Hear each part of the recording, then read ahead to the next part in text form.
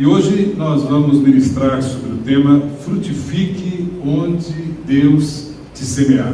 Frutifique onde Deus te semear. Vira para o irmão ao lado e fala isso para ele. Meu irmão, frutifique onde Deus te semear. Frutifique onde Deus semear. Frutifique onde Deus te semear. Eu quero te convidar a abrir a sua Bíblia, seu aplicativo. Você mais velho, pega o seu óculos, que eu. Vamos se preparar para a leitura.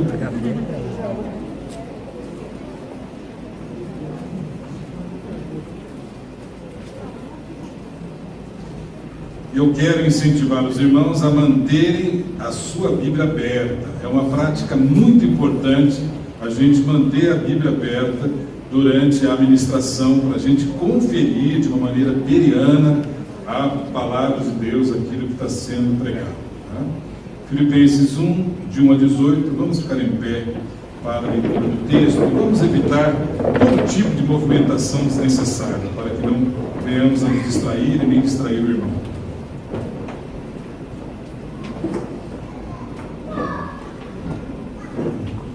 Paulo e Timóteo, servos de Cristo Jesus, a todos os santos em Cristo Jesus que estão em Filipos, com os bispos e diáconos. A vocês, graça e paz da parte de Deus nosso Pai e do Senhor Jesus Cristo. Agradeço a meu Deus toda vez que eu me lembro de vocês. Em todas as minhas orações, em favor de vocês, sempre oro com alegria, por causa da cooperação que vocês têm dado ao Evangelho desde o primeiro dia até agora. Estou convencido de que aquele que começou boa obra em vocês vai completá-la até o dia de Cristo Jesus. É justo que eu assim me sinta a respeito de todos vocês, uma vez que eu os tenho em meu coração, pois quer nas correntes que me prendem, quer defendendo e confirmando o Evangelho, todos vocês participam comigo da graça de Deus. Deus é minha testemunha de como tenho saudades de todos vocês, com profunda afeição de Cristo Jesus. Esta é a minha oração, que o amor de vocês aumente cada vez mais em conhecimento e em toda percepção, para discernir o que é melhor, a fim de serem puros e irrepreensíveis até o dia de Cristo, cheios do fruto da justiça, fruto que vem por meio de Jesus Cristo para a glória e louvor de Deus. Quero que saibam, irmãos, que aquilo que me aconteceu tem, ao contrário, servido para o progresso do Evangelho. Como resultado, tornou-se evidente toda a guarda do palácio e a todos os demais que estou na prisão por causa de Cristo.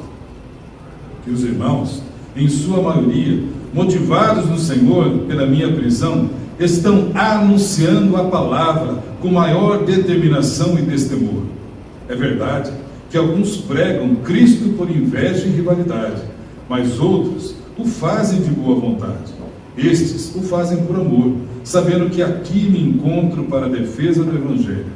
Aqueles pregam Cristo por ambição egoísta, sem sinceridade, pensando que me podem causar sofrimento enquanto estou preso. Mas que importa? O importante é que, de qualquer forma, seja por motivos falsos ou verdadeiros, Cristo está sendo pregado e por isso me alegro. De fato, continuarei a alegrar-me. Vira para o irmão ao lado agora. Põe a mão no mão da direita e da esquerda e fala que a graça do Senhor esteja sobre a sua vida, meu irmão.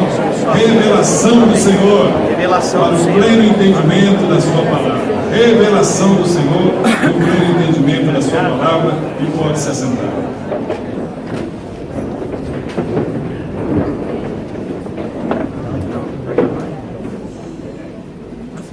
Meus irmãos, para a gente entender o contexto, Paulo estava preso em Roma por ocasião da sua primeira prisão ali em Roma. Era uma prisão domiciliar. Ele ficou preso em Roma 2 vezes. Nessa primeira vez foi em prisão domiciliar. Na segunda vez ele ficou preso dentro de um calabouço, e e escreveu a sua última carta, que foi a segunda carta a Timóteo, e logo depois ele foi decapitado.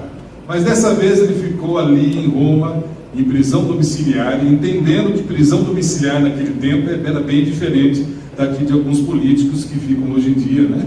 Em prisão domiciliar, com churrasqueira, piscina, sauna, né? Naquele tempo, logicamente, não tinha nenhum tipo de mordomia, era uma casa simples que ele alugava, e ele ficava 24 horas por dia ali acorrentado junto a algum soldado. Ele estava em Roma aguardando a sentença de uma acusação por parte dos líderes religiosos de que ele estava servindo de perturbação para Roma por pregar a Jesus. E lembrando que Paulo depois, no final, foi absolvido desta acusação. Durante esse tempo que ele esteve ali, ele escreveu esta doce carta aos Filipenses. E Filipos era uma cidade romana, onde hoje é a Macedônia, no interior da Grécia. E Filipos foi a primeira cidade na Europa a receber o Evangelho. Onde foi criada a primeira igreja na Europa foi exatamente na cidade de Filipos, por ocasião da segunda viagem missionária de Paulo. E Paulo havia recebido notícias dos cristãos de Filipos e estava preocupado, porque ali na igreja de Filipos estavam falsos mestres semeando falsas doutrinas. Alguns estavam se rebelando contra a autoridade apostólica de Paulo, e também havia divisões e brigas entre eles, em particular com duas líderes, Evódia e Sintique. E Paulo tinha uma preocupação, e ele escreve essa carta, não somente preocupado com a situação da igreja, mas conforme o texto lido aqui pelo Alexandre, veja como o Espírito dá essa sintonia, né? Ele nem sabia que a gente ia falar sobre isso. Ele fala exatamente o que aconteceu. Na realidade, os irmãos de Filipenses haviam sido sensíveis às necessidades de Paulo. Paulo recebeu uma oferta generosa dos irmãos de Filipos, não quando estava em Filipos, mas quando estava fora em Tessalônica, para que assim Paulo pudesse usar melhor o seu tempo na pregação do Evangelho. Então Paulo escreve essa carta também agradecendo todo o amor e cuidado para com a igreja dos Filipenses. E ele escreve, na realidade, uma oração. Eu gostaria de ver com você nesta manhã qual oração ele escreve. Primeiro, como Paulo ora.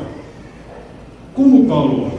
Aí com a sua Bíblia aberta, veja os versículos de 3 a 5. Diz assim: agradeço ao meu Deus toda vez que eu me lembro de vocês, em todas as minhas orações em favor de vocês.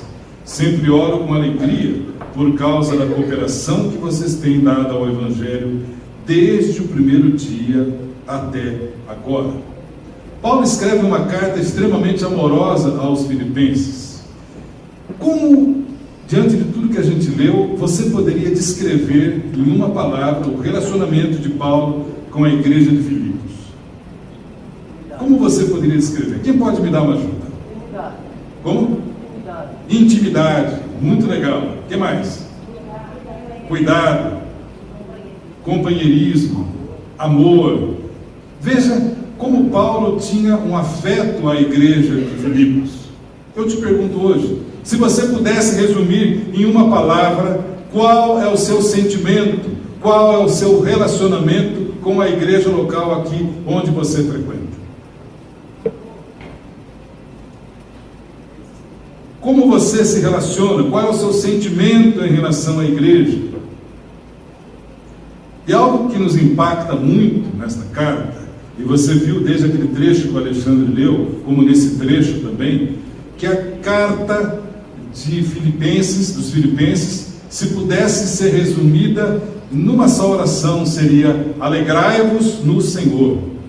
É uma carta cheia de alegria. E o que estava acontecendo com Paulo para escrever com toda essa alegria? Ele estava tranquilo, lá numa praia do Nordeste, com aquela rede, debaixo daqueles coqueiros, tomando aquela água de coco, comendo um baião de dois. Era isso que estava acontecendo? Não. Ele só estava preso.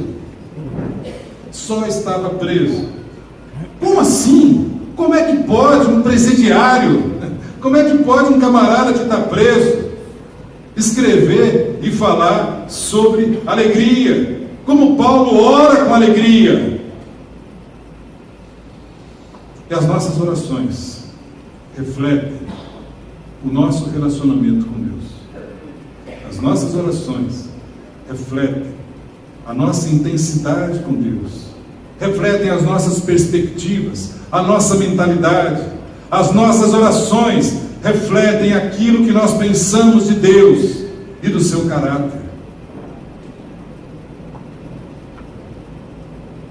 Eu quero te dizer que, infelizmente, boa parte das nossas orações são orações voltadas simplesmente para o nosso conforto. Abençoa, Senhor, a minha família, abençoa a minha vida, abençoa o meu ganho financeiro, me protege, a mim. Orações egocêntricas, voltadas simplesmente a nós mesmos. Isso reflete o que pensamos de Deus. O Deus gênio da lâmpada, que está sempre pronto a satisfazer os nossos desejos. Ou Deus seguradora, que está sempre pronto ali a estar de alguma maneira nos protegendo e nos cercando com uma situação para a gente poder desfrutar da bênção. As nossas orações devem ser dirigidas com a visão de reino. As nossas orações devem refletir aquilo que Deus pensa, aquilo que Deus sente, que é uma visão não egocêntrica, mas uma visão de reino.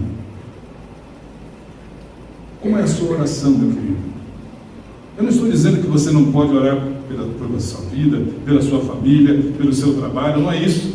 O que eu estou querendo dizer é que as nossas orações não podem se concentrar somente nisso, mas temos que alargar a nossa visão com uma visão de reino de Deus. E é muito interessante no texto, porque Paulo ora por irmãos que estavam na outra parte. Ele estava preso, mas a sua oração não estava presa. Ele era compelido a orar e orar com alegria por esses irmãos. Eu quero te dizer que as nossas orações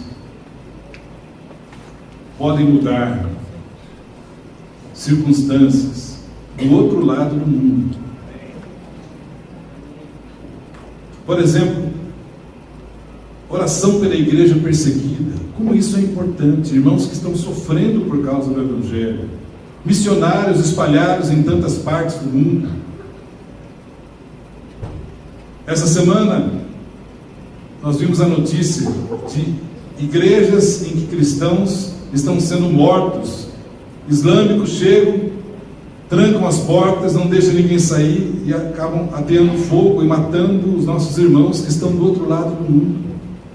A nossa oração tem que chegar até eles. Eu não posso ficar somente orações centradas em mim mesmo, no meu umbigo. Alguns acompanharam, eu até compartilhei um vídeo lá em Moçambique, na cidade de Beira, alguns irmãos chegando ali, logo depois de um tremendo vendaval, um ciclone que destruiu 90% da cidade. A cidade já carente. Chegando até lá, o local estava totalmente destruído. O local onde eles se reuniam estava totalmente em ruínas, no chão, não sobrou absolutamente nada. E continuava a chover. Esses irmãos, debaixo de chuva, começam a fazer um louvorzão tremendo a Deus. E começam a cultuar a Deus, e começam a dançar, e começam a celebrar, porque igreja não é o local físico, igreja somos nós. A sua oração vai de encontro a esses necessitados? Como está a sua oração? E Paulo nos orienta exatamente como orar. Ora comigo o versículo 6. Estou convencido de que aquele que começou boa obra em vocês vai completá-la até o dia de Cristo Jesus.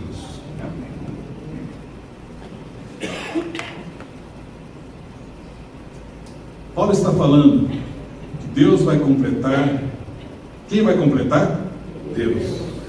Que tipo de obra? Uma boa obra. Quando você for promovido para o céu, ou quando Jesus voltar. E Paulo deixa claro que, assim como os filipenses, nós também já temos uma caminhada no Senhor, mas não estamos acabados. Deus não terminou, pelo menos na minha vida, eu estou muito longe disso. Deus não terminou essa boa obra em cada um de nós. Ele tem muito o que fazer. Mas a nossa alegria é saber, conforme a Bíblia nos garante, que Ele sim, Ele vai completar toda a boa obra em cada um de nós. Ou seja, Ele vai continuar trabalhando em nosso caráter, nos aperfeiçoando ao caráter de Cristo Jesus. Por isso que a única maneira de sermos preservados é através da graça de Deus.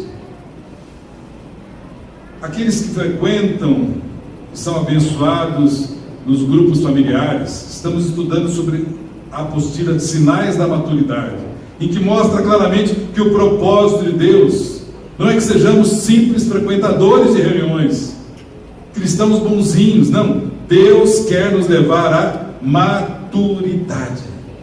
Deus quer nos levar à maturidade.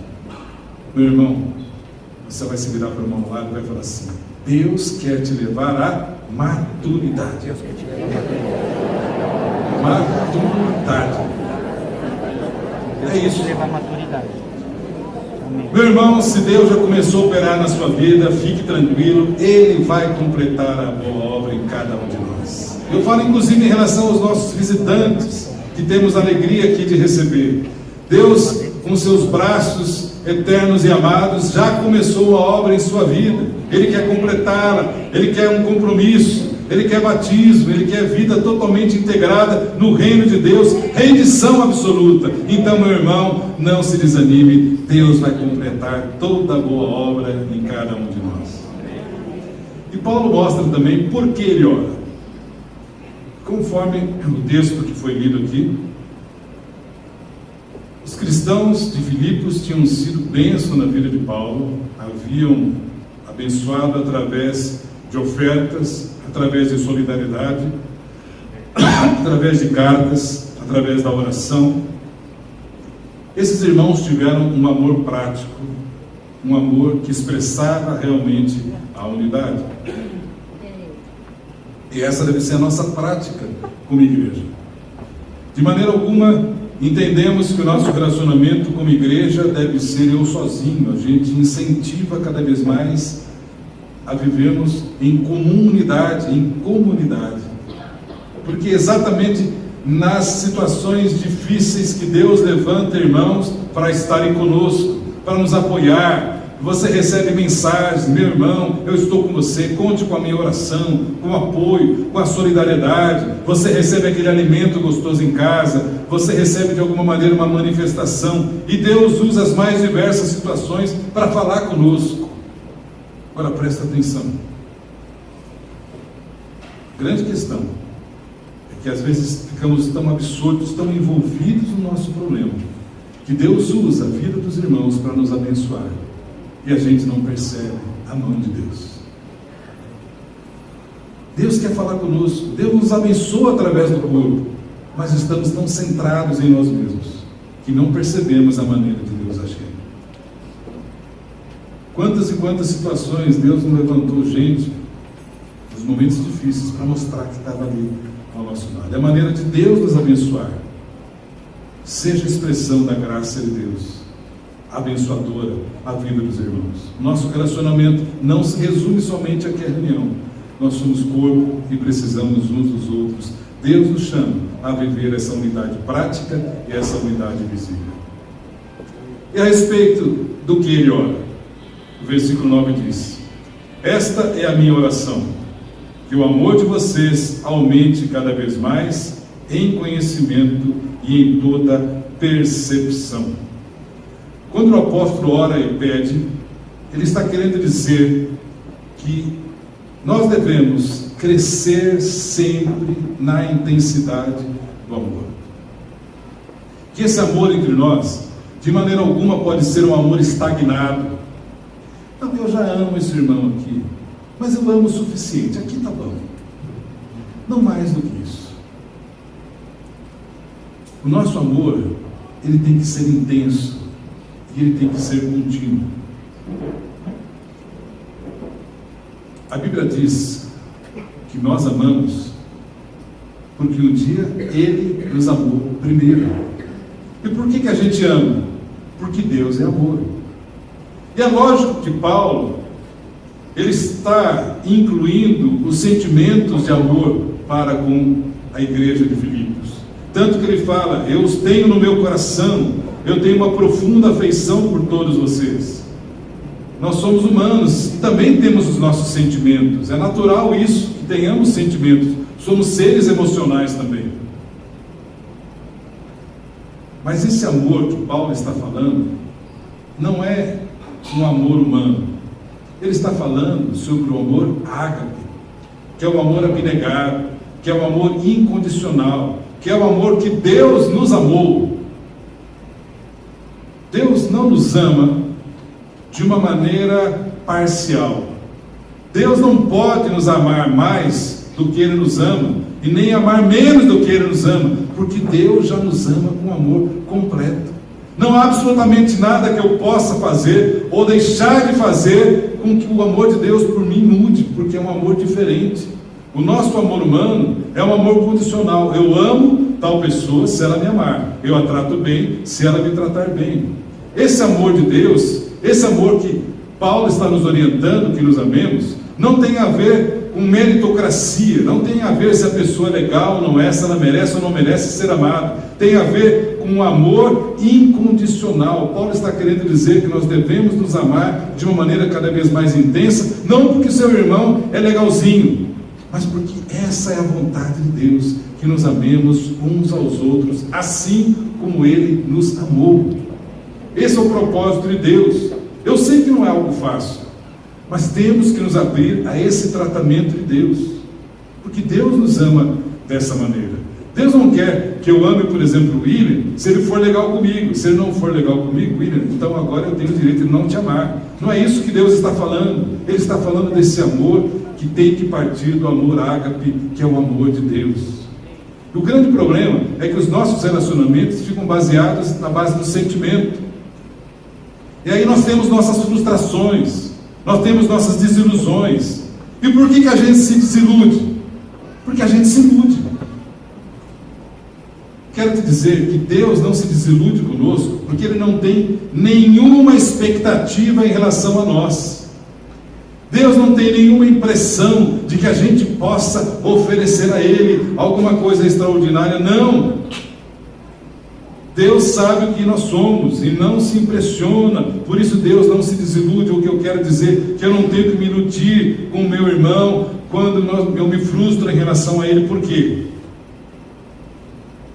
Porque ele também é humano, porque ele também está em obras.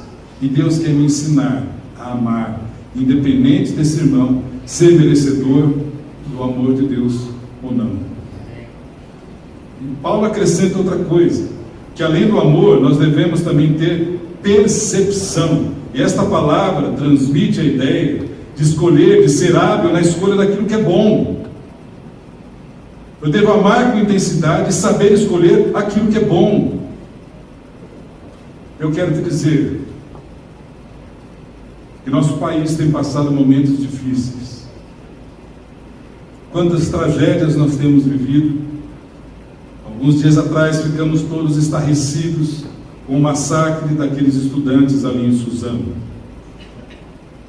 O rompimento lá da barragem de Brumadinho, tantas tragédias, não vou ficar repetindo aqui que você sabe. E a última coisa que a gente precisa nessa hora é nos colocarmos na posição dos julgadores. Ah, estão assim? Isso está acontecendo? Porque também, olha a devassidão moral que nós temos no carnaval. Olha a idolatria. Olha isso. Olha aquilo. E a gente começa a colocar a culpa numa série de coisas. Ah, estamos assim por causa do Lula, estamos assim por causa do Bolsonaro, estamos assim porque o povo brasileiro é isso e aquilo. A gente não precisa de gente com justiça própria para ficar acusando. Nessa hora, como cristãos, sabe o que a gente tem que fazer? Amar. Amar e orar. Essa é a nossa posição. Não ficarmos na posição de julgadores como secretários da Santíssima Trindade. Não. O que nós temos que fazer é amar e, através disso, mostrarmos a nossa diferença. Por isso que a palavra de Deus diz: Nisto conhecereis os meus discípulos, aqueles que sabem amar uns aos outros.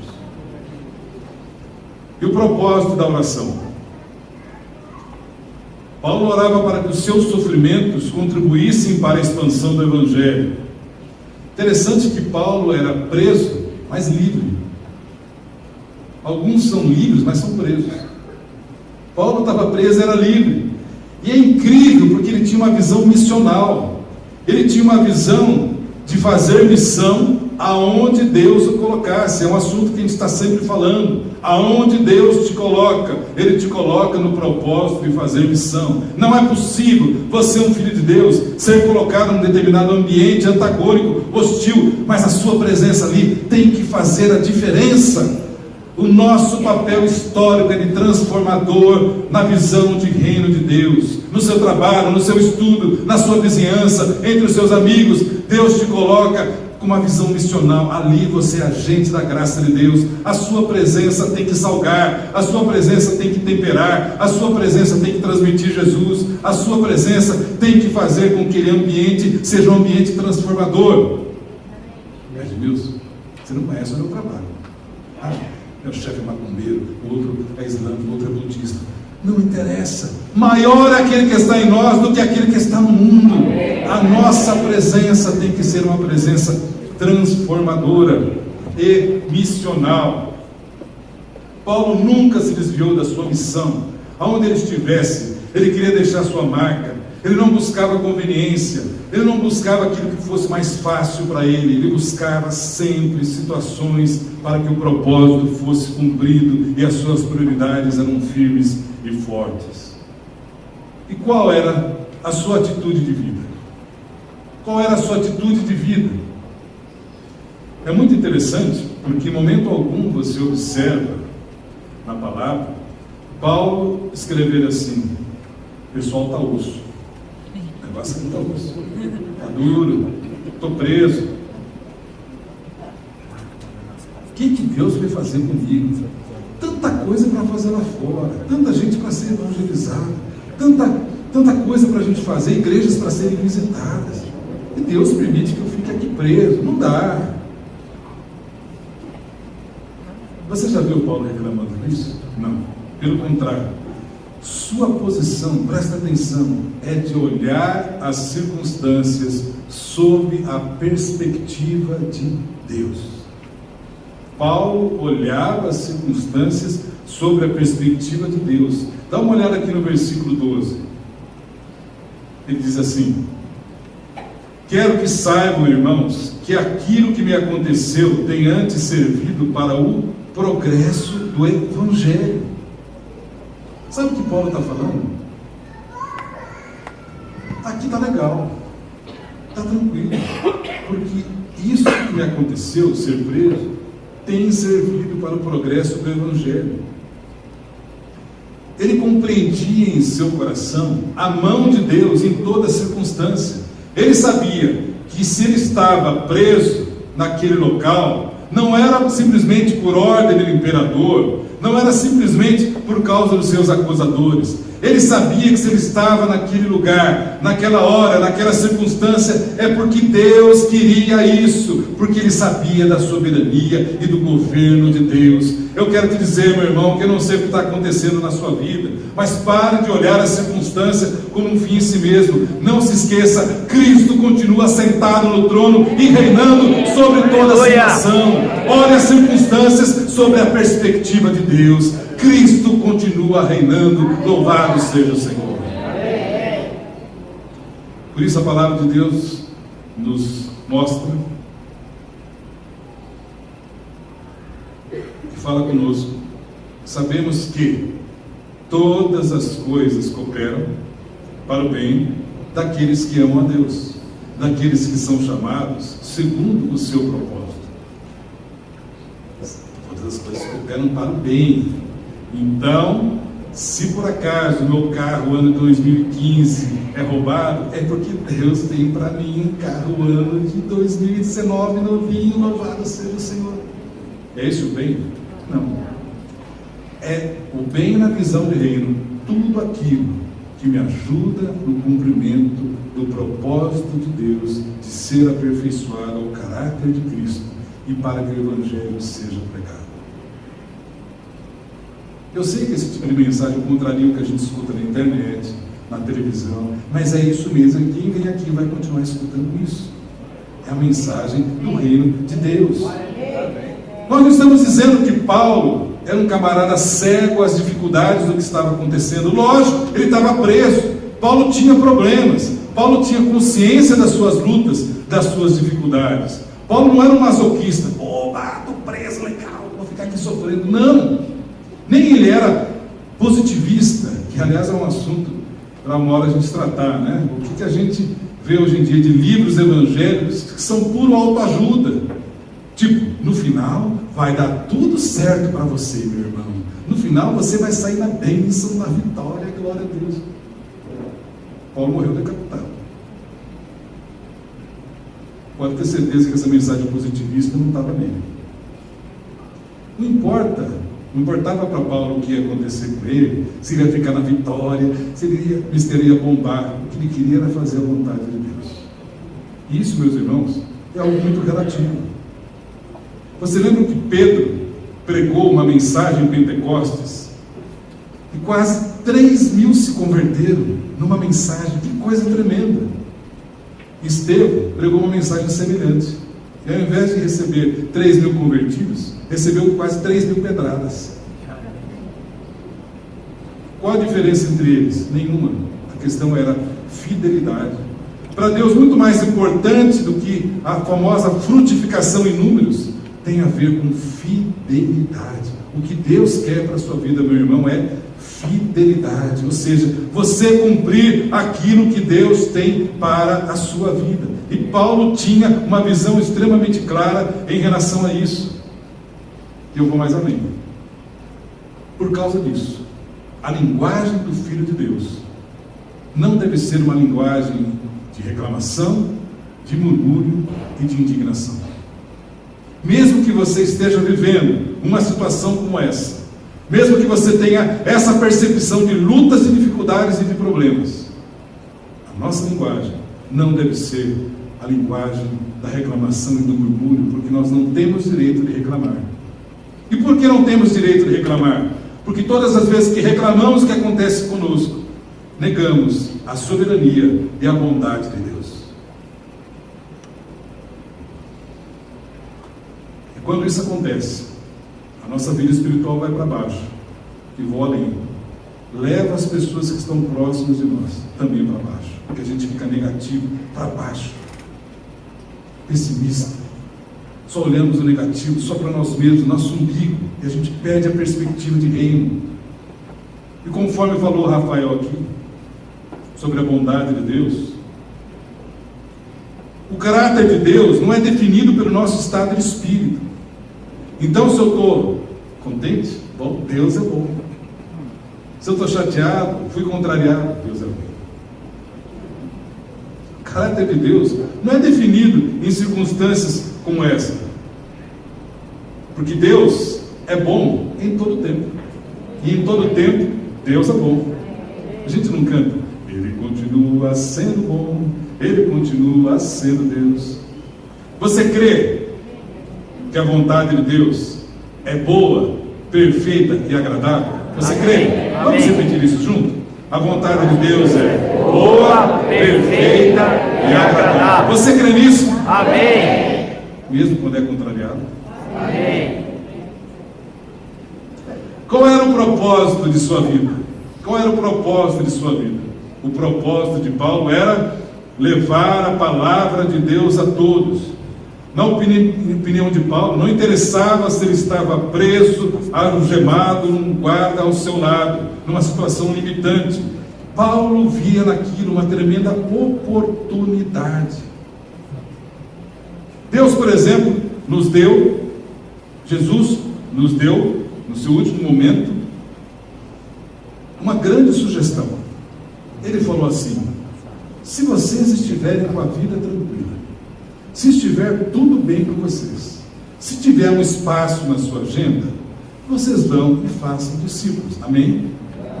Não. Não foi a grande sugestão.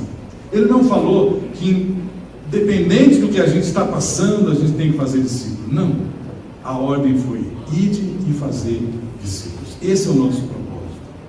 E Paulo tinha isso extremamente claro. Por isso ele via as circunstâncias sobre a perspectiva de Deus. Olha o versículo 13.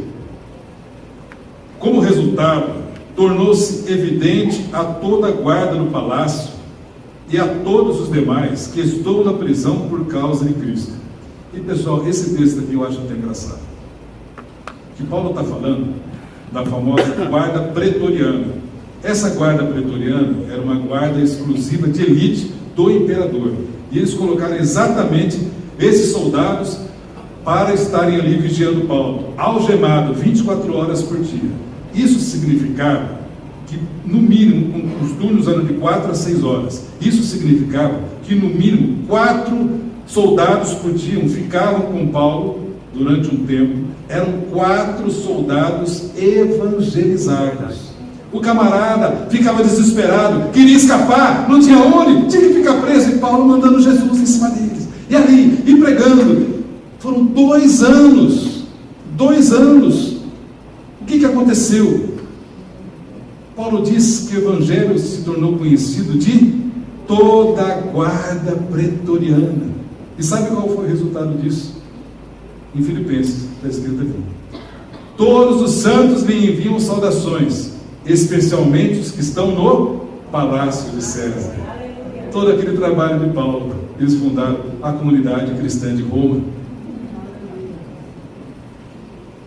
Sabe o que isso quer dizer? Frutifique onde Deus te semear. Frutifique onde Deus te semear. Meu querido irmão, minha querida irmã, faça do seu trabalho, faça do seu estudo, faça das suas atividades domésticas, o que você fizer, faça disso um culto ao Senhor. Não use isso com uma visão somente para si mesmo. Entenda que Deus tem um propósito para você naquele local, naquela circunstância. Faça disso um culto a Deus. E meus irmãos, se nós temos isso claro em nosso coração, Deus vai nos usar das maneiras mais simples. Porque a grande questão é que a gente complica. Vou dar um exemplo para você. Acho que hoje ele não está presente aqui, mas o nosso irmão Helder, irmão querido, abençoado, chega no trabalho dele, vê um colega de serviço, ele contando, vê um colega de serviço, o camarada meio fechadão, só que o camarada está assim, quieto. Ele sente que o camarada está amargurado. Ele começa a orar: Senhor, o que eu faço em relação a isso? E Deus fala com ele: vai lá e fala para ele que a solução desse problema que ele está passando não está naquilo que ele acha, mas está em mim, em Jesus. Ele se levanta, já que Deus falou, vai até aquele camarada mal encarado e fechadão e fala: olha, Deus me falou para falar para você que a solução para aquele problema que você está passando não está naquilo que você está pensando, mas está em Jesus. Aquele camarada mal encarado, cara por escreve, começa a chorar copiosamente. Resultado: está sendo evangelizado no nosso irmão. Talvez se fosse um de nós que somos mais maduros na fé, será que isso é da minha cabeça mesmo? Será que isso é de Deus? Será que ele vai aceitar o que eu vou falar? E se ele me rechaçar? Peraí, deixa eu analisar teologicamente esse assunto.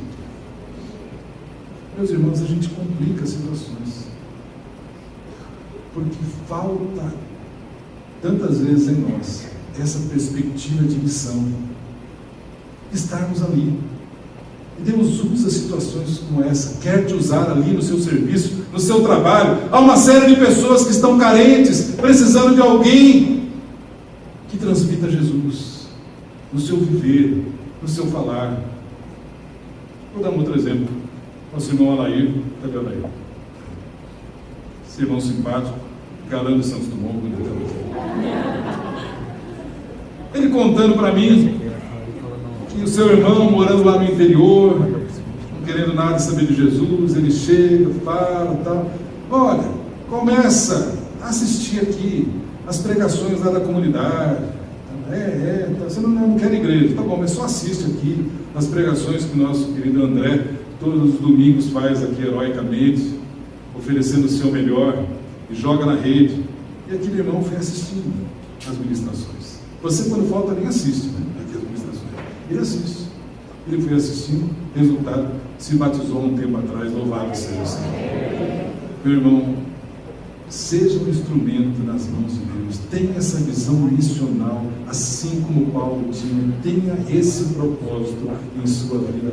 Veja as circunstâncias que você está como grande potencial de Deus. Quando a gente tem alguém como Paulo, numa situação como essa, quando há uma pessoa que está saturada de Jesus, essa pessoa é contagiante. Ela é tão contagiante que olha aqui no versículo 14. E a maioria dos irmãos, motivados no Senhor pela minha prisão, estão anunciando a palavra com maior determinação e destemor. Os irmãos que estavam meio acovardados falaram: nossa, Paulo está na prisão e está pregando o evangelho de todas as maneiras. A gente aqui fora não pode deixar a peteca cair. Vamos lá. E começaram a pregar mais ainda o evangelho, mesmo no meio da perseguição. Você é um irmão contagiante? Para quê? Para reclamar, para criticar, para murmurar? Ou a sua vida inspira outros a servirem a Jesus? Paulo era uma pessoa contagiante, mas o propósito na sua vida era algo tão claro. E olha o que acontecia, olha que interessante. Havia pessoas mal intencionadas. No versículo 15, no versículo 18, ele diz assim: é verdade que alguns pregam Cristo por inveja e rivalidade, mas outros o fazem de boa vontade. Esses o fazem por amor, sabendo que aqui me encontro para a defesa do Evangelho. Aqueles pregam Cristo por ambição egoísta, sem sinceridade, pensando que me podem causar sofrimento enquanto estou preso. Mas que importa? O importante é que, de qualquer forma, seja por motivos falsos ou verdadeiros, Cristo está sendo pregado, e por isso me alegro. De fato, continuarei a alegrar-me. Havia um grupo que tinham motivações erradas para pregar o Evangelho. Uma coisa é ser usado, outra coisa é ser aprovado por Deus. Aquele grupo não adulterou a mensagem do Evangelho, mas eles pregavam com más intenções, que eles faziam egoisticamente, por amor a si mesmo. Eles queriam aparecer, eles queriam mostrar: nós vamos bater o ranking de evangelismo. Aproveitar que Paulo está ali preso, nós vamos ultrapassar Paulo, nós seremos mais importantes. Eles faziam por inveja, por rivalidade, para competir. Mas havia outros. Esses outros faziam como? De boa vontade, inspirados em Paulo, e faziam por amor a Deus e pelos perdidos. Como você acha que Paulo reagiu? Aqueles caras vão ver só, deixa estar. Amanhã pertence a Deus. O Senhor manda fogo do céu, consome como uma linguiça na paz desse pessoal. Senhor, manda ver, pesa a mão. Não. Paulo fala: esse pessoal acha que eu estou me estressando por causa disso, acha que eu estou ficando chateado. O que importa? O que importa? Que Cristo está sendo pregado, independente das intenções. Era exatamente isso o que Paulo falava, porque isso estava no seu coração. Ele não ficou irritado, ele não ficou se vitimizando com o imperador que mandou prender, ele não ficou se vitimizando em relação aos responsáveis pela sua prisão, não. Eu vou te dizer que se foi um cara que sofreu tribulação, os perrengues, foi Paulo. Apedrejado, chicoteado, preso injustamente, perseguido pelos falsos mestres, perseguido pelos romanos, perseguido pelos líderes judaicos, traído por irmãos, companheiros de obra. Só que Paulo via nisso a mão de Deus. Então ele continuava com o seu coração pleno e estabelecido. E sabe o que isso quer dizer para a gente? Que nós temos que aprender a não olhar as circunstâncias como um fim em si mesmo. Temos que aprender. Porque se a gente não aprende com isso, a gente vai ficar rivalizando com as pessoas. Vamos achar que aquilo que está acontecendo comigo é por causa do irmão A, é por causa do irmão B. E aí a minha luta passa a ser pessoal. E a nossa luta não é contra a carne e sangue. Eu começo a focar em pessoas. E todas as vezes que eu foco o meu problema nas pessoas, porque aquela pessoa me fez isso, eu sou assim. Porque aquela pessoa me fez isso, eu estou assim. Todas as vezes que eu foco dessa maneira, eu desfoco dos meus olhos em Jesus. Então, a nossa solução é continuarmos focados em Jesus. E Paulo fazia isso. E sabe o que aconteceu? O propósito de Deus de colocá-lo durante 2 anos ali. Porque do jeito que um cara como Paulo, proativo, vivia intensamente, ele nunca ia parar para escrever. Como ele parou para escrever, hoje nós temos as cartas da prisão, que é as cartas de Filipenses, de Colossenses, de Efésios e de Filemão, que são de extrema importância para cada um de nós. Por isso, meu querido, minha querida, nossa resposta diante do sofrimento é que vai fazer diferença. Paulo não se viu como injustiçado, mas entendia que Deus estava sentado no trono com essa convicção. E que eu quero terminar falando para você isso hoje. Saia daqui com essa certeza, com essa circunstância de que Deus quer te usar aonde Ele te semeou. E não esqueça, Ele continua sendo Deus, está assentado no trono. Amém. Nada foge do seu controle. Amém. Então, meu querido irmão, minha querida irmã, frutifique onde Deus te semear. Repita comigo.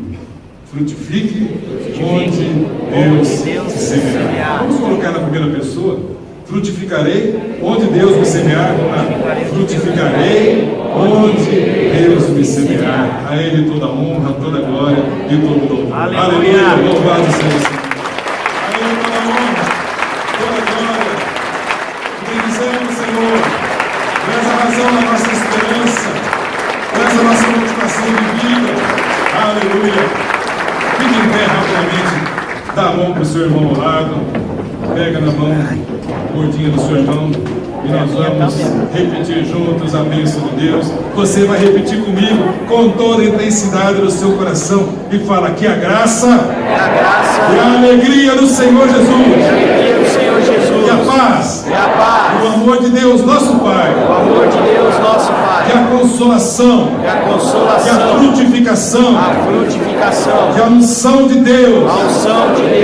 Permaneça sobre minha vida. Sobre minha família. Sobre toda a comunidade. Sobre todo o povo de Deus. Para semear, para frutificar, onde Ele nos semear. Aleluia, louvado seja o Senhor. Muito bem abençoado.